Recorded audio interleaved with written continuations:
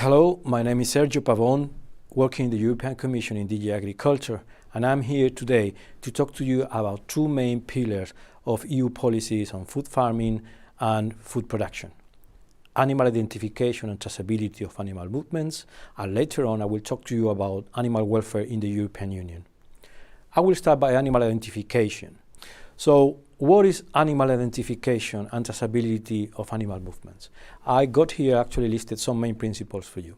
For those that are not familiar, animal identification, you could see actually in the slide a picture of a cow wearing two plastic ear tags, one for every ear. That's the way that in the European Union we ensured that we can identify individually farm animals and then that we can trace back their movements easily. A system of animal identification and traceability of animal movements cannot be achieved without costs and efforts.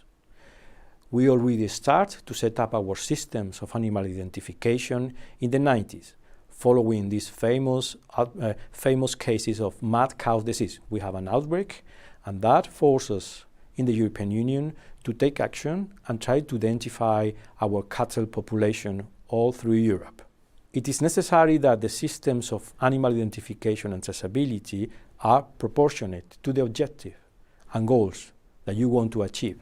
So, how you will develop your system of animal identification, it will depend on the objectives, and it will depend on the animal species, on the farm animal species. Depending on the objective, you must know in advance what do you want to achieve. Do you want to improve your animal health conditions? I mean, do you need to fight against one particular animal disease? Or your goal is food safety, consumer information? Or your goal is trade-oriented, I'm an exporting country and I want to export more outside my country. It will depend also on which type of farm animal do you want to set up or introduce that system of identification. Because production systems and business trends for each animal species may be different. Traceability in cattle, for instance, is more complex than for pigs. You have two possibilities to set up animal identification and traceability of animal movements. One of them would be individually per every animal, like is the case of cattle in the European Union, or by group of animals, what we call batch, like is the case for pigs in the European Union. Then, shall you set up a system which is mandatory for all animals and farmers, or voluntary, in which those farmers that they may wish, they may join and identify the farm animals? Well, most exporting countries, they set up mandatory and animal identification systems in place. Equally, importing countries, they require from the exporting countries to have mandatory systems. Of course, the record of the movement of the animals is usually something that it goes together with those countries in which they have mandatory system of animal identification. The EU opted in the past for a system which is mandatory. So, whether we like it or not, animal identification and traceability have become essential requirements for international trade, not only for meat, but also for other products of animal origin, and including for some plant products. Many countries all around the world, they have developed these type of systems in the later years. So it's difficult to isolate and to make a financial estimation on which is the impact of having or not having a system of animal identification in your territory. But one thing is clear, is that the absence of these systems may limit your market access capacity, may limit your exports of some agri-food products, and the tenure of such a system can quickly contribute to lift trade restrictions, as it was the case in the European Union. I referred before to restrictions applied during the mad cow disease outbreak in the 90s and later on. And thanks to this system, we managed to regain market access all around the world. So why animal identification is useful, or we believe in Europe that is useful? Well, first, our concept of food safety is not on compartments, it's horizontal, it's transversal. I mean, we believe actually that food safety might be coordinated and may be applied from the birth to the slaughter of the animal, or otherwise from the farm to the table. It's a horizontal concept which implies all the different steps of production included in the moment or at the place where the consumer can go to the retailer and have access to the food. Second, because we need to ensure the functioning of a single market. We are 27 member states, and we need actually to ensure that our products, animal products, can travel without further restrictions or controls within the whole territory of the European Union. Second, animal identification and traceability of animal movements is useful for fraud prevention and consumer protection information. These systems can restore confidence in meat and other animal products in the consumer through transparency and traceability. Also, I mean, it's good for human health and food crisis. Why? Because that allows meat and meat products to be traced quickly through the food chain and can be quickly recalled from the market, because we know perfectly where the product was coming from and where the product were going to. Second, for animal health purposes, otherwise for veterinary purposes.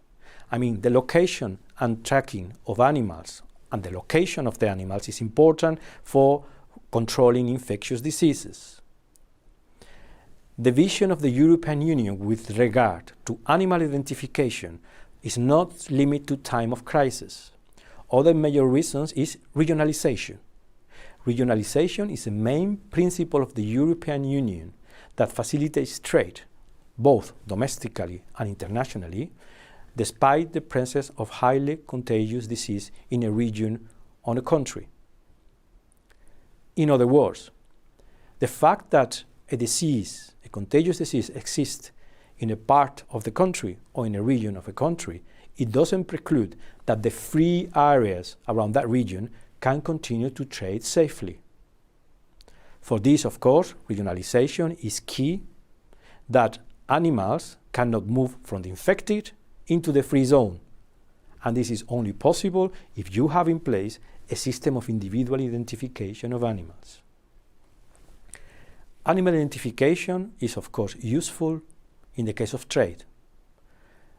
Most of EU trade partners, which used to impose bans or import restrictions for bovine products during the 90s, were opening slowly and progressively the market for us.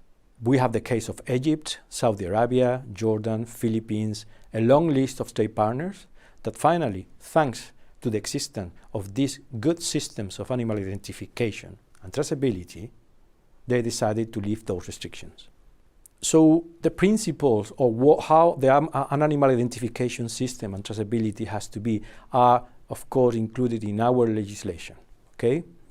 An efficient system of animal identification and traceability must rely on four main principles: individual identification of the animals,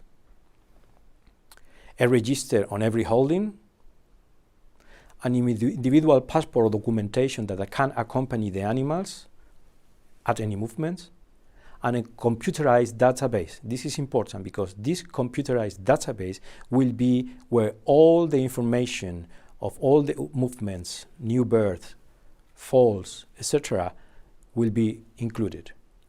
But the most important is that for this computerized database to make work, we trust a lot on the actions from the farmers. The farmers will be in charge to feed that computer database so we can know exactly where the animal is at that moment, where the animal was coming from, and where the animal will go to. Another important issue is that animal identification allows what we call beef labeling. For instance, in the European Union, you can go to the shelf of a supermarket, You could look at the meat, beef for instance, and you could see whether that animal was born in France, raised in Spain, and slaughtered in Italy. And this information in the label is possible thanks to the fact that we have proper systems of identification and traceability of animal movements. Here you have a kind of summary table in which you could see how the system of animal identifications are depending on the animal species. Farm animals, of course. As I said before, depending on the animal species, they may need a more specific way of identification and traceability than others. Of course, as everything in life, in order to make a system working, you need to control, you need to audit, you need to ensure that the people and the stakeholders are doing the right work. So, of course, member states, France, Italy, Spain, or Germany, they shall take all the necessary measures to ensure compliance with the provisions of the EU legislation. In case that there will be non-compliance, member states can apply sanctions. So, of course, these administrative sanctions, they can be more severe or less depending on the breacher. Of course, any sanction must be proportional to the gravity of the breach. On top of the inspections and audits carried out by our member states, as I said before, Italy, Finland, or Denmark, the European Commission have the possibility to perform audits on member states. In other words, experts from the Commission, from the Health and Food Audits and Analysis Office, shall verify that EU member states are complying with the requirements of the EU legislation and shall make on-the-spot checks. This type of on-the-spot checks happen not only within the European Union, but also outside the European Union in our trade partners. EU member states must produce, of course, annual reports on identification and tell us what they have found following these programs of surveillance on animal identification. They have to specify how many holdings of farms they have checked, the number of inspections, how many sanctions they found, etc., etc., etc. So to conclude, some people were asking, was it worth it for the Europeans to set up a system of animal identification and traceability? Was it worth it all the efforts? Well, my response is very clear. Yes, it was. Definitely it was positive. For instance, at the level of animal health, those systems allow us and help us to fight major animal diseases in the territory of the European Union. Second, at the level of consumer protection and information, that system also allows to regain the trust of EU consumers on certain animal products. And obviously, in terms of market access, the tenure of these type of systems allow to the European Union to regain market access in third countries that they close the borders to our products. On the other side, actually, I must say that setting those systems imply and involucrates a spending, a budgetary spending. It costs money. And second, it will imply certain level of administrative burden, mostly for the farmers, but not only. And now I would like to pass to the second part of my presentation on animal welfare. Animal welfare is one of the major pillars of our food policy in the European Union. And I'm going to get into an explanation of which are our major concerns of the European Union.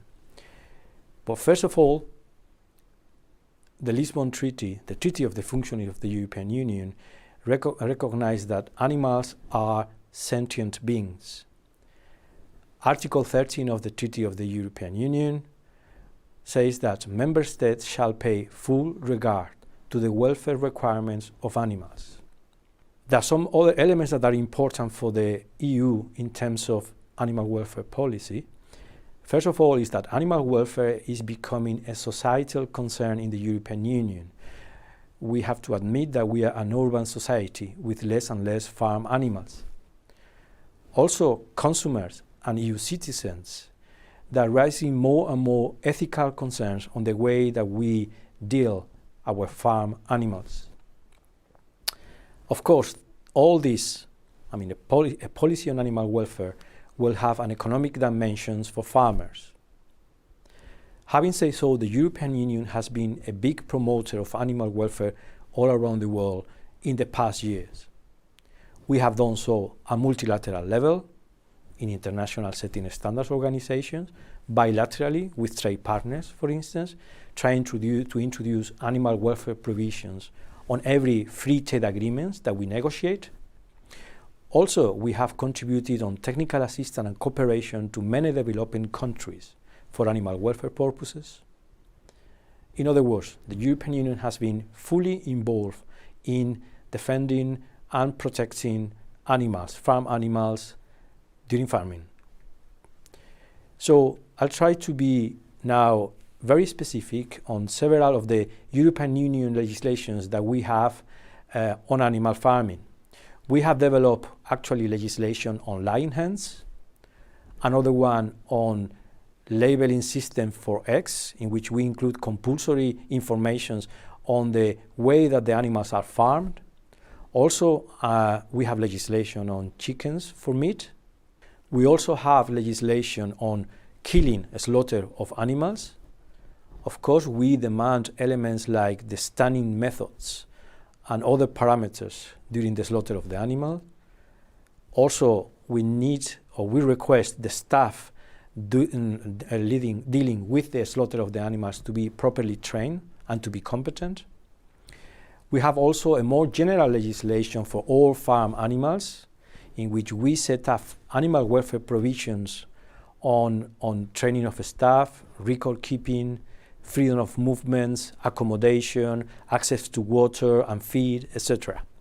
We have a specific legislation on animal welfare for calves and for pigs.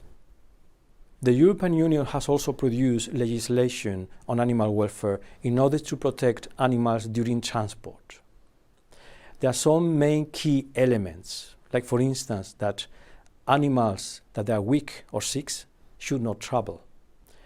Then the transport shall not actually result on risk for injuries or discomfort for the animals. Also, for transport, we do not limit only to the traveling time. We also include loading and unloading of the animals. Any person that shall transport animals shall be properly trained. And that's something important in our legislation. We can make responsible of an animal welfare breach not only to the driver, but also to the farmer or any other person handling the animals during the unloading, the transport, or the loading. In other words, it's very clear that we cannot allow animals traveling if they are not fit for the purpose. As I say, we extend the responsibility to any stakeholders involved: transporters, drivers, organizers, keepers, farmers. All of them, they shall receive appropriate training on animal welfare.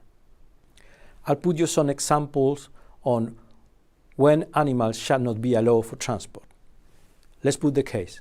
Females that they are in last stages of pregnancy, or during the first week after giving birth. In the case of calves that they are less than 10 days, pigs of less than 3 weeks, and lambs of less than 1 week. Those are considered to be young animals, and they should not be allowed to go on transport. Also, newborn mammals should be actually prevented to travel. I would like to say that these animal welfare provisions on transport, they don't limit only to transport by road. They also apply to transport by sea. Of course, as in any system all around the world, we need to ensure compliance. So the European Commission, through DG Santé, performs audits and inspections in our EU member states to ensure that the competent authorities of our member states, let's say France, Italy, Germany, or Denmark, they comply with EU legislation on protection of animal welfare. In the member states, the EU member states, they have the capacity to take corrective measures and to impose sanctions.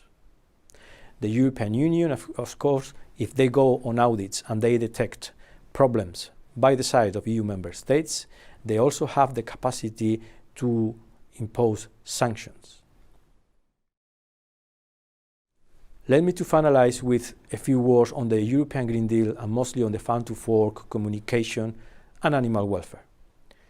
The European Green Deal communication has created a window of opportunities to raise the importance of environmental food production standards to the level of EU food safety standards, regarded as one of the highest in the world. One of the objectives mentioned under the communication for the Farm to Fork strategy is to promote a global move towards sustainable feed systems and lead the way in setting global environmental standards on food production. The Farm to Fork strategy confirms that animal farming is an integral part of European agriculture and EU food systems. To reduce the environmental and climate impact of animal production, the development of sustainable livestock production systems in the EU will be crucial. Animal welfare improves animal health, food quality, reduces the need for medication, and can help to preserve biodiversity. The Commission is evaluating the existing animal welfare provisions or legislation, including on animal transport and slaughter, and may revise the Union's legislation on animal welfare. The Commission will also consider options for animal welfare labelling, enabling consumer choices. Some EU rules on animal slaughter are already applied equally to products produced domestically or imported from third countries. The inclusion of a provision on cooperation on animal welfare and in our free trade agreements has often led to successful results, and we continue to do so in the future. Animal welfare will be always in mind of the European Union, either domestically in our EU territory or outside with trade partners. Thank you for your attention.